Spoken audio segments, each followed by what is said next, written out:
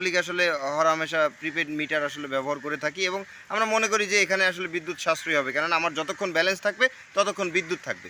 তো এই চিন্তায় আমি দেখেন গতকালকে রাত ১২টার দিকে যেটা ঘটছে আমাদের বাংলায় হঠাৎ কারেন্ট চলে গেছে। তো আমরা নরমালি ভাবছি যে আসলে কারেন্ট যাইতেই পারে। কিন্তু ওমা কিছু সময় পর দেখতেছি কারেন্ট আসতেছে না, চারপাশে লাইট জ্বলে।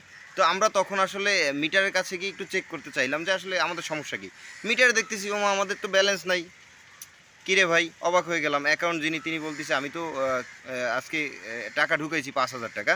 তো আমার যেহেতু প্রত্যেকদিন নরমালি মনে করে যে ১,৫০০, ২,০০০ বা ২,৫০০ টাকা এরকম খরচ হয়। তাহলে ৫,০০০ টাকা তো সব কেটে যাওয়ার কথা না। তাহলে এই ৫,০০০ টাকা কাটলো কেন? কিছুদিন আগেই তো আমাদের ৪৬০০ টাকা ডিমান্ড চার্জ কী কাটছে তার তো কোনো বিস্তারিত ব্যাখ্যা আসলে দেয় না এই সরকার কর্তৃপক্ষ। তো আসলে এখন এই টাকাটা গেল কোথায়? হঠাৎ করে আমি দেখলাম কিছু সময় পর আমাদের মিটারে আসলে লোন দেখাচ্ছে।